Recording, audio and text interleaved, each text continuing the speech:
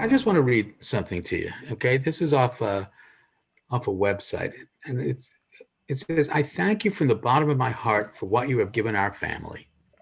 To see a team of family and friends come together to support our daughter has given us strength. And to do this in such a fun way, challenging our physical strength and endurance on your course, has a unique irony to it, as she has had to have strength and endurance every day to live with her disease." That was Aubrey, mother of one of our renegades. We're going to be talking about Renegade Run. And yeah, that is a very yeah, it's a gut wrenching story. It's powerful. Yeah. So Tyson, I want to spend the rest of the show talking about Renegade Run, and I want people to really understand the power of this and how they can get involved themselves. Go ahead. Let's hear about it. Thanks again for letting me talk about it. It's we all know 2020 has been a little bit of a challenge, and unfortunately, with our event, as you just said, to quote that mother, the event itself is different in the respect that we get all these people together, and we have a great party. Like the event itself, the race, the run, the obstacles, it's all very challenging, but the love of it is you're around 1,000 people, 2,000 people after the race. You're partying up, and to what this woman was saying is that her daughter is a type 1 diabetic. Okay, type 1 diabetics usually keep to themselves. They don't announce to the world that they're diabetic. I myself, I was a little bit more talkative about it. My daughter, she's only 8, but she's very shy about it. And I think there's a lot of diabetics that are shy about it because we're different, right? So what she was getting to is that her daughter's going to the event, and she's seeing all these people are here for me, for diabetes. And she's surrounded by diabetic children. She's surrounded by diabetic adults. She's surrounded by caregivers of diabetics. The event really grew into a diabetes run. At first, I would say it was probably just more of a run that people were trying to find obstacle races or something different. That's how it started. But then it kind of grew into, no, we're here for diabetes. We're here to support, this family member or this loved one. So it's very empowering to be in that situation. You're just like everybody else, and even more so, I mean, depending on your age, it's like, oh my God, these people are here for what I have. I'm not so different. And that's what it's all about. So the unfortunate thing about COVID is that we can't have that experience, and people loved it, but because we wanted to continue to reach folks, we decided that we were going to go virtual. We had decided back in June, because we start working on Renegade Run like that early, like April, May, June. We start to get the sponsors. We start to, we have to start looking for companies that will volunteer, the whole nine. It takes a long time. So we said, you know what, we're going to have to commit. And we were thinking, well, if we're lucky enough, we'll even be able to have an event in October. But even if we could, how many people are going to go to this? As we were saying, diabetics are at a higher risk of greater complications. So are we going to have these families that want to go and be around this many people? And that's what it's all about. And we said, you know what, it's too risky. We want it to be successful. So we decided to move forward with the virtual, and it's been great. As I was saying on the breaks, we have a reach that's much greater than our immediate area. Southeast Massachusetts. We're beyond that. We're Texas, California, Utah, Australia, the Netherlands. So it's very satisfying to see our brand and our reach getting out there. We've got hundreds of people that are doing it virtually. It's still going on for another 2 weeks. Any other year, we would actually be doing the event this Sunday. But what? So but let's back up a little bit, Tyson. Renegade Run. What? Yep. What is it? Because you've been doing it for a while, but I think a lot of people have never heard of it. So what is Renegade Run? Okay. Yeah. So those that have never heard of it, I apologize if you haven't. That's unfortunate. It is unfortunate. So I'm going to hear about it now. Yes, that's right. And it's funny, Mark, if you remember last year, and Tom, I think you were there, I'm pretty sure Dr. Joe said he was going to be there this year. Oh. It's unfortunate how that worked out for you. Yeah. That's this Sunday, Dr. Joe. Are you ready? I'll meet you in Wampatuck. We'll go through the course. It'll be awesome.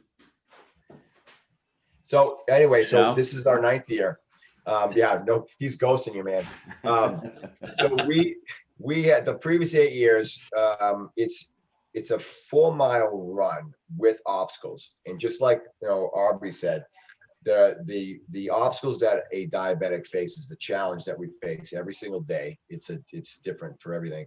So we wanted to have kind of be one of those things like, oh, diabetics have all these obstacles, so let's beat them. So Brilliant. we had the first year we had like 10 obstacles, and it ended up only being a 3-mile race. That was way back in 2012. So we're beyond. Yeah. I liked that one the best, by the way. They're Yeah, 'cause it was hard. short. Yeah, it's short, and it made it sound like you ran like an 8-minute mile. They're really, really hard, Dr. Joe, but not so hard that you shouldn't try to do it.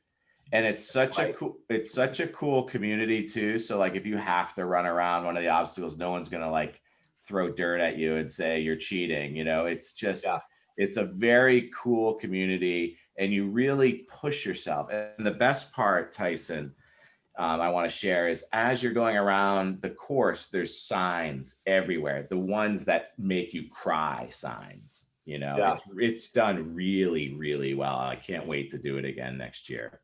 Yeah, thank you. Yeah, we put up signs that are anywhere from diabetes facts all the way to to make you feel empowered, and we take a lot of pride in that. And we went from 10 obstacles all the way up to, I think last year we had almost 30, but always on a 4-mile course. And like you said, Mark, it's not like a regular mud run where if you don't do an obstacle, like you get punished. Like we do have a heat for that. We used to have a heat where the competitive runners they go out fast, and if they skip an obstacle, they have to do burpees.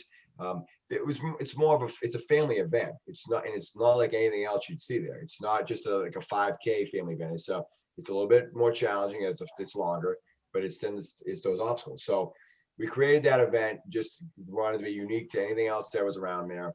But because we can't be there in person, we created this virtual run, and we did it. We wanted to keep it at 4 miles. Again, anyone can go and walk or run a 5K. That's traditional, but we wanted to keep it to our 4-mile course.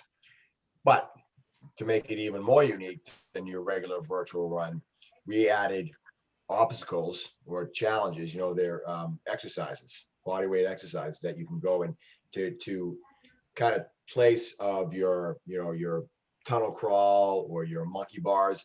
Instead of doing those, you could stop and you would do 20 air squats, or 20 tuck jumps, or 20 sit-ups, or 20 push-ups.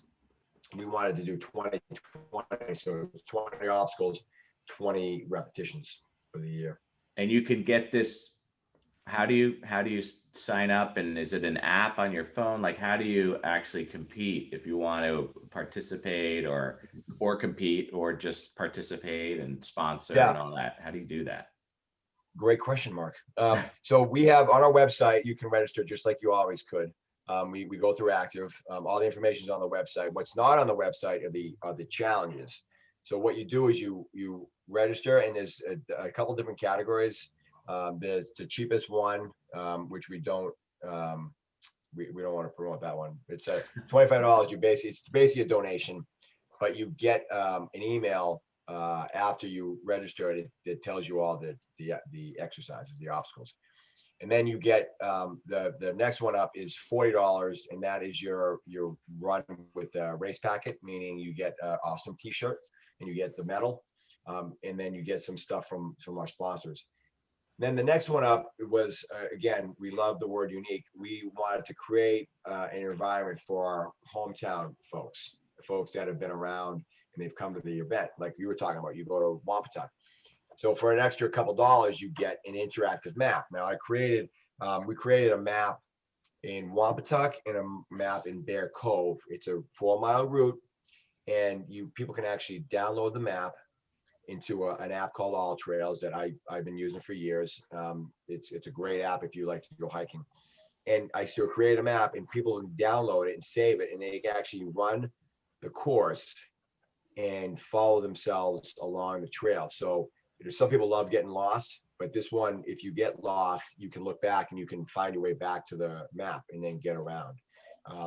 On top of that, I did a little bit of extra work, and I put up little signs that I'm not sure the parks know about, but I put up little signs, they're arrows. Now this was the beginning, this was the middle of September. So we're looking at, it's been up there for a month. So the chances of the signs being there is slim, but they could be. Hopefully Right. they're not turned around so you go the other way. Oh, like Jurassic Park. We hope it's not like that. So because it's virtual, is that and instead of the obstacles, there are these strength-based exercises. Yep. That why you're able to get people from literally all over the world signing up for this? Yeah, it has all to do with marketing. We basically want to put it out there like you're doing this, and people need to know what the organization is about before they commit to spending this money, because anyone can walk outside and run, right? So we are promoting what we do as a company, which is type 1 diabetes cure. Like you mentioned the American Diabetes Association. They're great for sharing information. They do a bunch of different things. Great.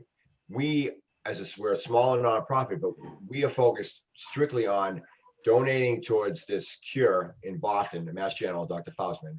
We donate our funds to that. And we also have a fund, the Type 1 Cares campaign, that gives money to people that need it, financial help, to people that need it for supplies. So we're very typical of what we go for. So we need to promote that, and then people will run for you. So it's marketing. We market ourselves, nationwide, instead of just, usually we would market ourselves just in, the 60 miles close to Hingham, because people would have to come to the event to enjoy it. But now they can do it anywhere, and they can do it anytime. So this is a month-long event to create. So the excuse is out the window of, oh, I don't have time. Oh, my kids got football. Oh, my kids got basketball. Dude, you have 7 days a week for 5 weeks to just go out and walk and run for 4 miles. You can go out, even if you go out and go with your dog. So as Mark will tell you, when he was in boot camp, and I'm still teaching, I love to kind of ixnay any excuse that people have. And trust me, in 13 years of teaching boot camp, I've heard it all. So this is like the same thing. No, there's no excuse. If you like what we're doing as a company, just sign up in some way and do it. And because the money that you're donating is going towards the right place. Stretch the